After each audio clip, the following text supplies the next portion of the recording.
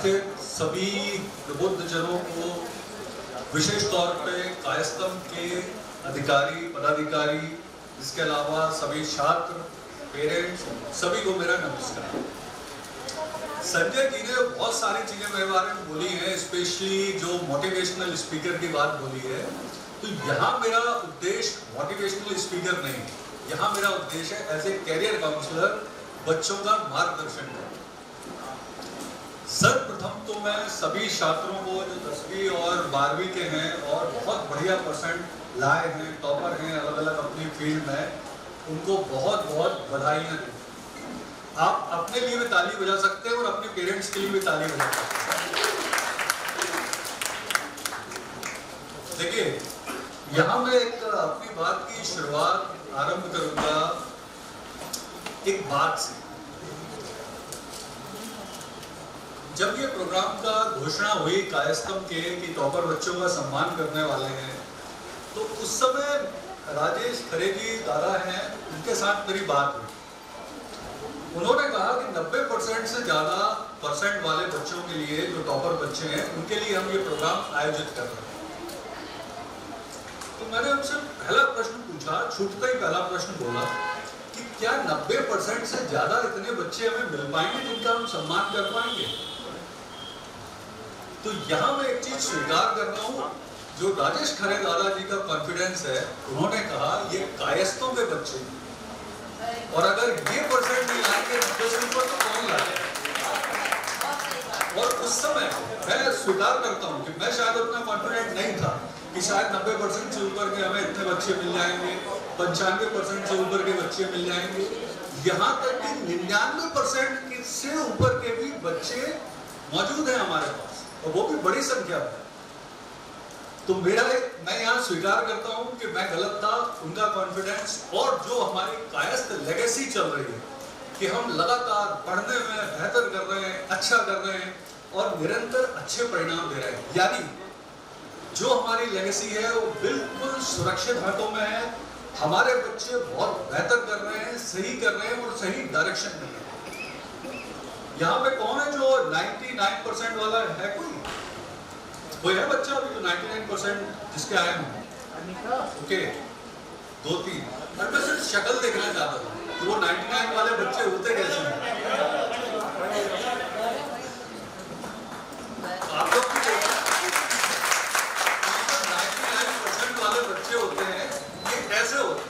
क्योंकि देखिए, अगर आप अपने पेरेंट्स से कंपेयर करेंगे, अपने पेरेंट्स को देखेंगे, तो आपको लगेगा कि इनमें से बहुत सारे आपके पेरेंट्स ऐसे होंगे जो गुड सेकंड डिवीजन वाले हैं, जिनके जमाने में 50 से 60% का भी एक बहुत बड़ा क्राइटेरिया होता है कि अगर 50-52% मिल गए तो बहुत बड़ी चीज है, 55% से ऊपर मिल गए तो और बड़ी चीज है। तो मैं अपनी बात राजेश खरे दादाजी ने जो बताया और जो उनका कॉन्फिडेंस था, उसके लिए अगेन धन्यवाद देता हूँ। और मैं स्वीकार करता हूँ कि मैं शायद उतना कॉन्फिडेंट नहीं था जितना वो थे, और डे 1 से। तो इसके लिए एक बार राजेश खरे दादा के लिए तालियां आप बजा दीजिए। चलिए, अब चूंकि मुझे टाइम 10 मिनट का दिया गया है, तो मैं आपको सीधे कैरियर काउंसलिंग के पॉइंट ऑफ व्यू से सीधी बात करता हूँ कि आखिर कैरियर काउंसलिंग जो आप 10th और 12th में, विशेष तौर पर जो 10th में बच्चे हैं और पेरेंट्स हैं, यहाँ पर कैरियर काउंसलिंग और कैरियर सिलेक्शन, कैसे कैरियर काउंसलिंग की जाए, कैसे कैरियर सिलेक्शन किया जाए, इस समय बहुत इंपॉर्टेंट है। विशेष तौर पर कैरियर सिलेक्शन इस समय बहुत इंपॉर्टेंट है। 10वीं वाले बच्चे कितने हैं? चलिए, काफी बड़ी संख्या में है। तो इन बच्चों के लिए ही जो मैं अगली बात करने वाला हूँ, वो इन्हीं बच्चों के लिए। देखिए, कैरियर सिलेक्शन भारत में जो अभी तक होता रहा है, वो ट्रेडिशनल तरीका वही है कैरियर सिलेक्शन का। कैरियर सिलेक्शन बाय चॉइस और कैरियर सिलेक्शन बाय चांस। आप लोगों ने भी देखिए, आपके जमाने से लेके इस जमाने तक की बात करें, या हम सोशल मीडिया के बहुत सारे बच्चे बोलते हैं जो जिनकी मैं काउंसलिंग करता हूँ कि हमको सब पता है, हमको व्हाट्सएप यूनिवर्सिटी ने सारा सिखा दिया। इस समय के बच्चे बहुत फॉरवर्ड हैं, लेकिन कैरियर सिलेक्शन आज भी हो रहा है कैरियर सिलेक्शन बाय चांस के ही माध्यम से। और होता क्या है career selection by chance? Career selection by chance का अर्थ है कि बच्चा वो कैरियर आज भी सिलेक्ट कर रहा है जो उसके पेरेंट्स चाहते हैं, जो उस शहर में ग्लैमर कैरियर के रूप में है, उस शहर में जो बहुत सारे उसके दोस्त हैं, जो टीचर हैं, वो उसको सिलेक्ट करा रहे हैं। तो आज भी कैरियर सिलेक्शन बाय चांस ही होगा, आज भी कैरियर सिलेक्शन बाय चॉइस नहीं होगा। तो मेरा सजेशन है सभी, विशेष तौर पे जो 10th में बच्चे हैं और उनके पेरेंट्स हैं, कि कैरियर सिलेक्शन बाय चांस पर मत जाइए, कैरियर सिलेक्शन बाय चॉइस करें। अब कैरियर सिलेक्शन बाय चॉइस की मैं बात कर रहा हूं, तो कैरियर सिलेक्शन बाय चॉइस आखिर है क्या और हम कैसे करेंगे? देखिए सर प्लीज, सर प्लीज, क्योंकि देखिए इंपॉर्टेंट चीज है कैरियर सिलेक्शन बाय चॉइस, इसलिए जरूरी है सभी लोगों के लिए, और कैसे करेंगे ये जानना विशेष तौर पर पेरेंट्स के लिए। कैरियर सिलेक्शन बाय चॉइस होता है बच्चे का जो एटीट्यूड है, एप्टीट्यूड है, स्किल सेट है, जो जिस पर्टिकुलर कैरियर के लिए सूट कर रहा है उस कैरियर का सिलेक्शन करना। और इसको करेंगे कैसे, इसको करने के क्या तरीके हैं?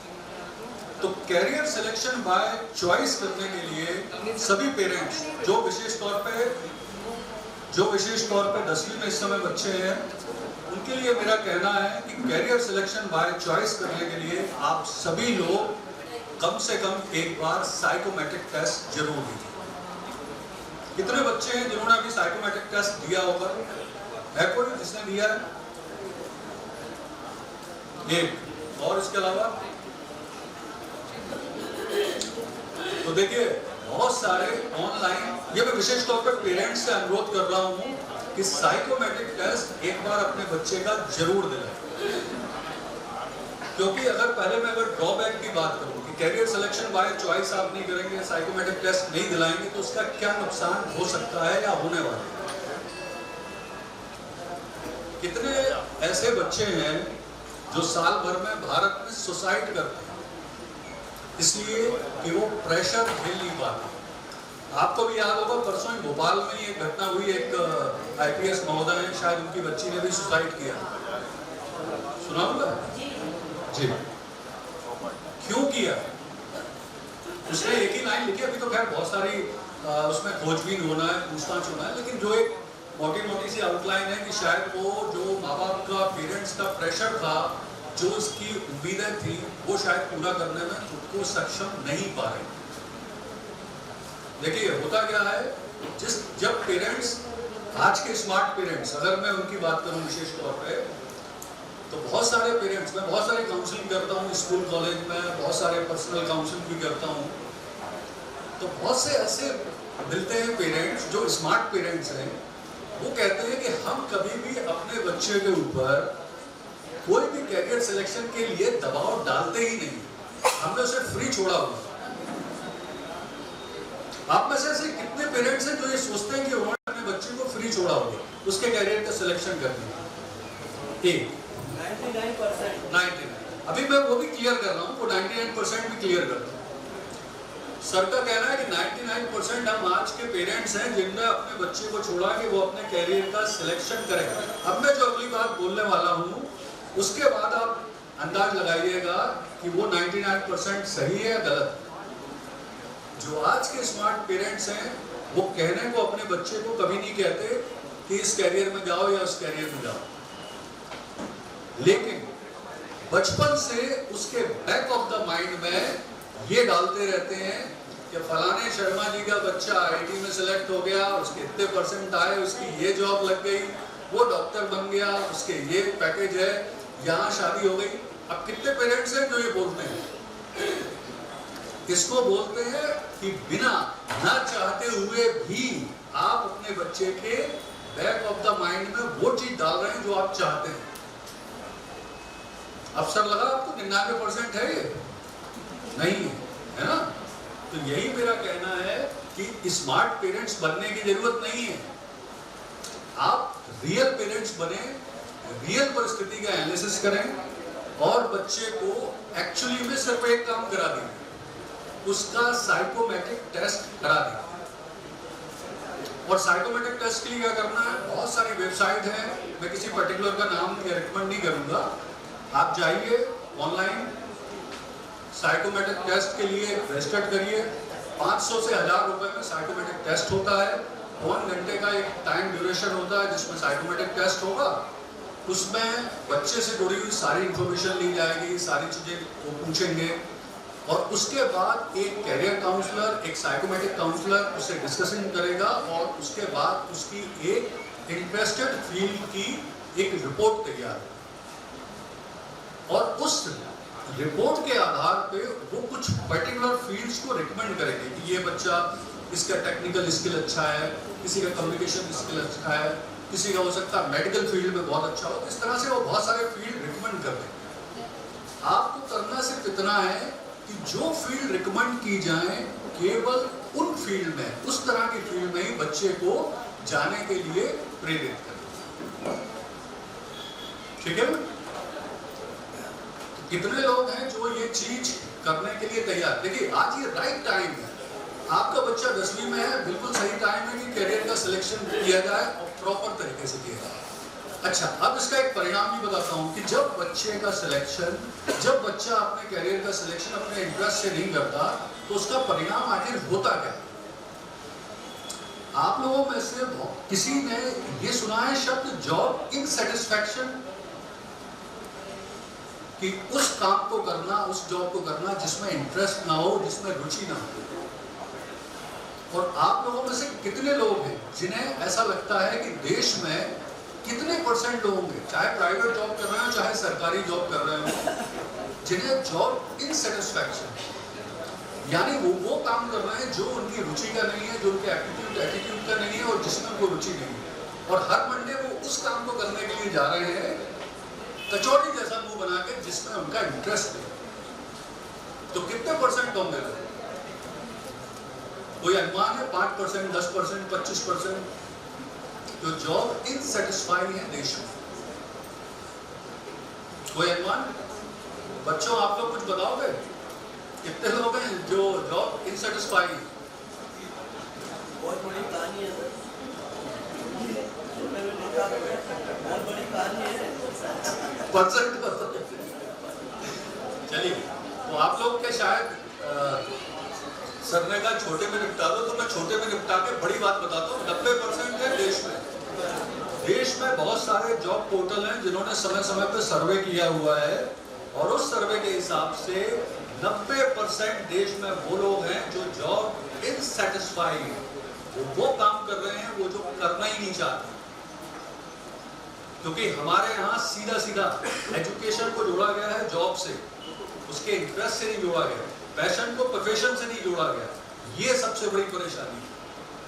जिस दिन हम पैशन को प्रोफेशन से और जिस दिन हम उसके एक्चुअल स्टूडेंट के एक्चुअल इंटरेस्ट को, उसकी रुचि को, उसके एप्टीट्यूड और को हम जोड़ देंगे उसके इंटरेस्ट के साथ, तो वो निश्चित तौर पर रिजल्ट देगा।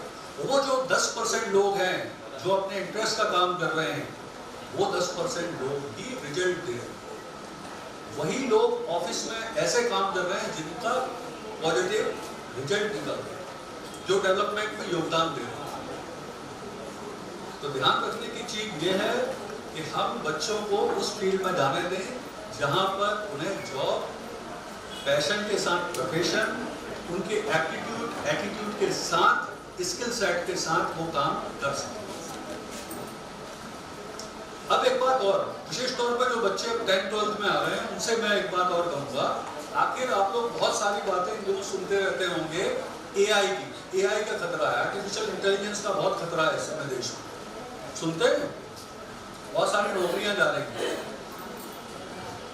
ऐसा लगता है तो बहुत सी नौकरियां जा रही है, बहुत सी नौकरियां खतरे में है। आप जब 5 साल बाद कुछ भी ऐसी चीज करेंगे तो वो निश्चित तौर पे आपको एआई, यहाँ मैं आपको बहुत क्लियर तरीके से एक चीज बताता हूँ, एआई का खतरा रियल है। पहली चीज तो इसे समझिए, एआई का खतरा, आर्टिफिशियल इंटेलिजेंस का खतरा रियल है। ये कोई अब आर्टिफिशियल नहीं है, ये रियल खतरा है जो अब एक्चुअल में दिखने लगा है। आप बहुत सारे पेपर उठा के देख लीजिए, बहुत सारे न्यूज पोर्टल पे चले आइए, आपको छटनी की, ले ऑफ की खबरें मिलेंगी। तो एआई के खतरे से निपटने के लिए आप आज से 5 साल बाद जॉब मार्केट के लिए तैयार होंगे, तो उसके लिए क्या कर सकते हैं? तो एआई का खतरा सिंपल है, जिस तरह से लोहा लोहे को काटता है, एआई के खतरे से भी निपटने के लिए आपको एआई पर ही कमांड करना पड़ेगी, मास्टरी करना पड़ेगी, उससे रिलेटेड कोर्स और उससे रिलेटेड चीजों को सीखना पड़ेगा। ये मैं आज आप लोगों को इसलिए बोल रहा हूँ, आप जब 5 साल के लिए, 5 साल बाद, 6 साल बाद जॉब मार्केट की तैयार होंगे, तो एआई बहुत एडवांस स्वरूप में सामने आ चुका होगा। अभी जब एआई का 10% भी सामने नहीं आया है और पूरी देश दुनिया में बहुत बड़ी संख्या में नौकरियां जा रही हैं, उस समय अगर आप उसके लिए तैयार नहीं होंगे तो ये रियल प्रॉब्लम आपके सामने आने वाला है। तो अभी से थोड़े थोड़े एआई के कोर्स शुरू कर दीजिए, साइड बाय साइड। आपका काम कुछ भी हो सकता है, आपका कोर्स कुछ भी हो सकता है, लेकिन एआई के लिए तैयारी करिए। ये सभी के लिए कह रहा हूँ, सभी बच्चे एआई की तैयारी के लिए अभी से स्टार्ट कर दें, कुछ साइड बाय साइड कोर्स आप कर सकते हैं, ठीक है। अच्छा, अब मैं बात कर रहा हूँ नेक्स्ट जो मेरी बात है, देखिए मैं सारे जो सेंटर रखना चाहता हूँ वो अभी सिर्फ बच्चों पर केंद्रित है। 10-12 के बच्चे भविष्य में क्या करें, क्या कैरियर सिलेक्शन करें, किस तरह से करें। देखिए, एक बार आपने साइकोमेट्रिक टेस्ट कर लिया, उसमें आपके लिए इंटरेस्टेड फील्ड सामने आ गई कि ये आपकी फील्ड है जो जिसमें आपको इंटरेस्ट लेना है, तो आप उसके अकॉर्डिंग फील्ड का सिलेक्शन करिए। और फील्ड का सिलेक्शन करने के बाद अगली बात बहुत ध्यान से सुने, फील्ड का एक बार सिलेक्शन हो गया, आपके कोर्स का सिलेक्शन हो गया, तो फिर आपको नेक्स्ट 6 ईयर के लिए लेना है स्टडी अज्ञातवास। ये वर्ड सुना है कभी? अज्ञातवास तो सुना होगा, स्टडी अज्ञातवास शायद इतना पॉपुलर तरीके से या इतना आप लोगों ने सुना नहीं होगा। देखिए, स्टडी अज्ञातवास का अर्थ होता है फिर अपने आप को आपको अगले 6 साल के लिए जॉब के लिए, अपने पर्टिकुलर कोर्स के लिए, जो आपका ड्रीम डिजायर जॉब है, कॉम्पिटिटिव एग्जाम है, उसकी तैयारी करने के लिए झोंक देना, पूरी तरह से समर्पित कर देना। और उसका अर्थ यह है, सबसे बड़ा, सबसे इंपॉर्टेंट चीज है उस स्टडी अज्ञातवास का जो पार्ट है, वो है सोशल मीडिया का इस्तेमाल। ये अभी टॉपर लोगों में से कितने बच्चे हैं जो सोशल मीडिया में हैं? बाकी जो है असली बताएं, कोई प्रॉब्लम नहीं है सोशल मीडिया, और उसके बाद भी टॉपर आए। तो यहाँ सभी के लिए मेरे 2 सजेशन है। सोशल मीडिया में होना बेकार नहीं है, सोशल मीडिया में आप हो सकते हैं, लेकिन किसी भी टेक्नोलॉजी का सही ढंग से इस्तेमाल करना इम्पोर्टेंट है। मेरा पहला सजेशन है, जो 10th-12th में है इस समय बच्चे, कोशिश करें कि या तो आप सोशल मीडिया में ना ही रहें तो बेहतर है, क्योंकि आपके लिए अभी फिलहाल बहुत उपयोगी वो है, या अगर आपको होना भी है सोशल मीडिया में तो उसमें सोशल मीडिया डिसिप्लिन पैदा करें। और सोशल मीडिया डिसिप्लिन का अर्थ है कि आपको इस समय केवल एक टाइम टेबल डिसाइड करना है कि मुझे सुबह 5 मिनट 10 मिनट या दोपहर में 5 मिनट 10 मिनट या शाम को 5 मिनट 10 मिनट ही उसका इस्तेमाल करना, बस। रील्स, चाहे वो फेसबुक हो चाहे इंस्टाग्राम हो, रील्स नहीं देखना है। ये डिसिप्लिन, ये आदत आप अभी से डालिए। और जो 6 साल का अगला प्लान है, जो मैंने स्टडी अज्ञातवास बोला है, उसका नेक्स्ट स्टेप है 6 ईयर वर्सेस 60 ईयर। 6 साल अगर आपने डिसिप्लिन से पढ़ाई कर ली, कॉम्पिटिटिव एग्जाम की तैयारी कर ली, तो आप मान के चलिए अगले 60 साल आपके सुरक्षित हैं, कंप्लीटली सुरक्षित हैं। सिर्फ वो 6 साल आपको थोड़ा सा कट ऑफ होना है, थोड़ा सोशल मीडिया से दूरी रखना है, थोड़ा प्रोग्रामों से दूरी रखना है, फंक्शन, फ्रेंड सर्किल, इन सबको थोड़ा सा अवॉइड करेंगे तो आपको बेहतर रिजल्ट मिलेगा अगले 60 साल। देखिए, यहाँ मैं एक और सच्चाई बताऊं इस देश की, एक और सच्चाई बताऊं देश की, भारत जैसे देश में बहुत ज्यादा कंपटीशन है। वो सच्चाई शायद अभी आपको, चूंकि आप टॉपर हैं, बहुत ज़्यादा आप अभी कॉम्पिटिशन में आए नहीं, मुकाबले में आए नहीं, तो आपको पता नहीं चले। मैं एक उदाहरण से समझाता हूँ। भारत में यूपीएससी परीक्षा होती है, यूनियन पब्लिक सर्विस कमीशन, है ना, जिससे IAS, IPS, IRS, IFS वगैरह बनते हैं। 1000 पोस्ट एडवर्टाइज होती हैं हर साल, और उसे देने वाले पूरे देश में होते हैं 12 लाख लोग, और 1000 पोस्ट होती हैं। उस 1000 लोगों में 12 लाख लोगों से उस 1000 लोगों में आप कैसे आएंगे? यानी आपको टॉप 1% में आना पड़ेगा, और उसको आने के लिए आपको अपनी तैयारी, अपना जो स्ट्रेंथ है उसे 100% देना। चाहे छोटे एग्जाम की बात करो इस देश में, चाहे बड़े एग्जाम की बात करो। और एक मजेदार बात और आप लोगों ने सुनी भी होगी, मध्य प्रदेश सरकार ने प्यून की जॉब निकाली थी, प्यून की, जिसमें रिक्वायरमेंट थी 8वीं पास और एक साइकिल होना। कितनी आई उसके लिए? करीब उनने 100 या 150 प्यून की भर्ती की। कितनी एप्लीकेशन आई? 6 लाख। मैटर ये नहीं 6 लाख एप्लीकेशन आई, मैटर ये था उसमें PhD भी थे, डॉक्टर भी थे, सॉरी डॉक्टर मतलब PhD वाले डॉक्टर, इंजीनियर भी थे उसमें शामिल। ये हालत थी। सरकार को जो उसके एलिजिबिलिटी क्राइटेरिया उसे बदलना पड़ा। वहां सिर्फ ये था कि साइकिल चाहिए है और 8वीं पास, बाद में कैटेगराइज किया गया प्यून की जॉब के लिए कि PhD वाले को अलग इंटरव्यू होगा, फिर जो इंजीनियर वाले हैं उनका अलग इंटरव्यू होगा, और उनके लिए एंट्रेंस भी ले सकते हैं। तो आप उस देश में रह रहे हैं जहां पर कंपटीशन से आप बच नहीं सकते, और आप उस कम्युनिटी से बिलोंग करते हैं जो जिनके माइंडसेट में ही जॉब को डाला गया है कि पढ़ना है और जॉब करना। हालांकि अब बात अलग है, पिछले 4-5 साल में हमारे यहाँ बहुत ज़्यादा जो परिवार हैं वो बिजनेस में भी आ गए हैं और बिजनेस भी कर रहे हैं और धीरे-धीरे डेवलपमेंट कर रहे हैं, लेकिन अभी भी संख्या बहुत सीमित है। अभी भी संख्या हमारे यहाँ बिजनेस माइंडसेट सीमित है, अभी भी जॉब को ही प्रेफरेंस दी जाती है। तो आप लोगों को भी मेरा कहना है कि हम उस कम्युनिटी से बिलोंग कर रहे हैं जहाँ जॉब को प्रायोरिटी दे रहे हैं, हम उस कम्युनिटी से हैं जहाँ हमारे पेरेंट्स 4 पीढ़ी में सारे जॉब कर रहे हैं। तो वो माइंड सेट से भी निकलना आपके लिए जरूरी है, उससे भी निकलिए। और जो कॉम्पिटिशन एग्जाम में देना चाहते हैं, कॉम्पिटिटिव एग्जाम की तैयारी करना चाहते हैं, वो भी फोकस के साथ तैयारी करें। और लास्ट, क्योंकि अब बच्चों के साथ पेरेंट्स का भी धैर्य थोड़ा लिमिटेड सा रहता है देश में, तो वो लास्ट चीज़ों पे बात करते हैं, कुछ इम्पोर्टेंट चीज। देखिए, जब भी आप कॉम्पिटिटिव एग्जाम की तैयारी करें, 10वीं और 12वीं के बच्चों को स्पेशली मैं बोल रहा हूँ, चाहे कॉम्पिटिटिव एग्जाम की तैयारी करेंगे आप, चाहे आप पढ़ाई करेंगे, बार बार मोटिवेशन आपका खत्म होगा, डीमोटिवेशन होगा।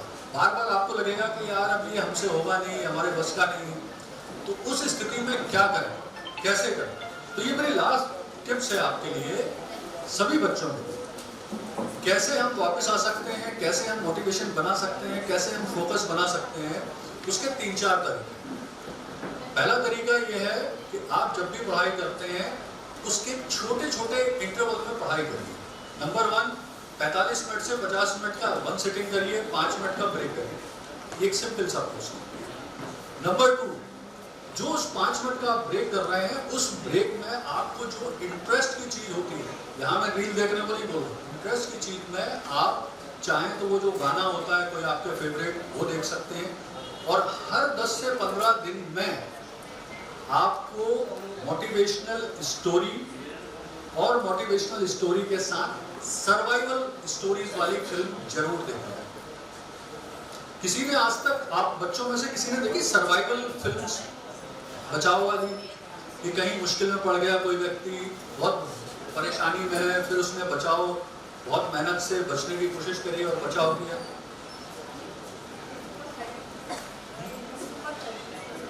तो मेरा सबको सजेशन है कि आप लोग सर्वाइवल फिल्म्स जरूर देखें कि कैसे मुश्किल में, परेशानियों में, तकलीफों में जब लोग रहते हैं वो किस तरह से बचने की कोशिश करते हैं, वो आपको बहुत मोटिवेशन दे।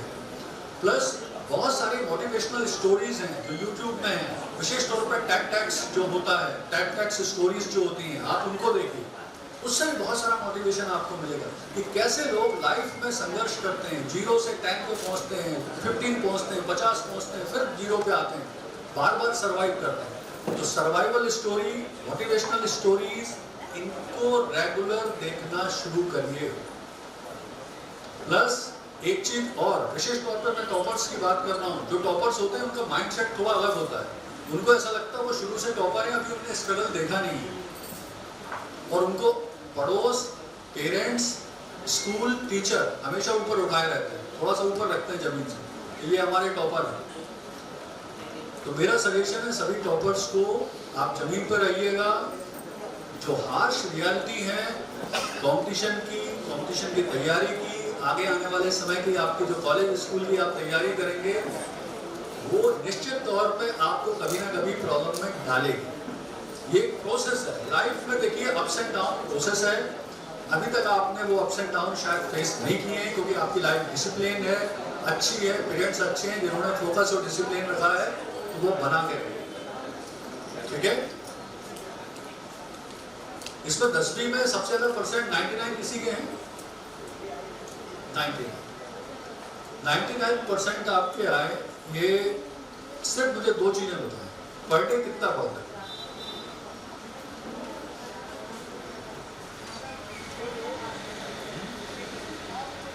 पर डे कितना पढ़ते हो? 3 से 4। और जिसे सब लोग देखें आपको कि हाँ कितना हाँ, 99% वाले 10वीं के बच्चे ऐसे हो सकते हैं, ये ऐसा 2 से 3 घंटे, 3 से 4 घंटे। कोई टारगेट बनाए थे रोज के?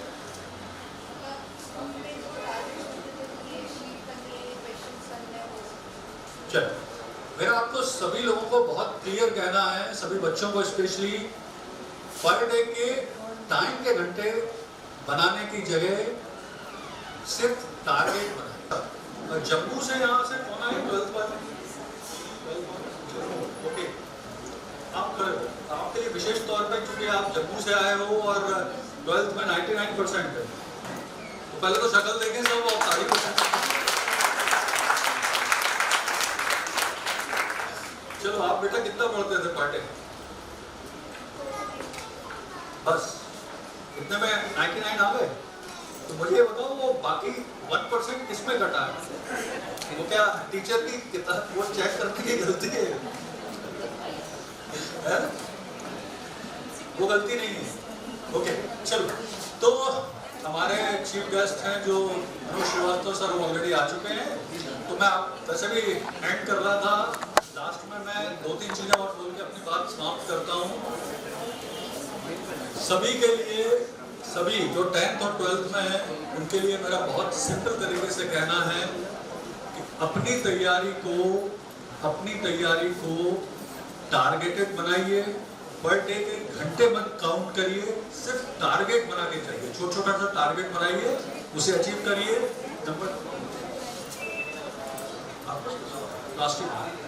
और लास्ट चीज, जो आप नोट्स बनाएं, छोटे पॉइंटर सिंपल बनाइए। और लास्ट, रिवीजन प्लस करिए, रिवीजन प्लस करिए। ये सब चीजें आप करते रहेंगे तो निश्चित तौर पर सफलता मिलेगी। मुझे 10 मिनट दिए गए थे, मैंने थोड़ा ज्यादा बोला, आप लोग को परेशानी भी हुई इससे। उम्मीद है कि कुछ चीजें शायद समझ में आई होंगी। विशेष तौर पर मेरा टारगेट तो पेरेंट्स रहते हैं हमेशा, बच्चों को तो कुछ पता नहीं होता। Thank you.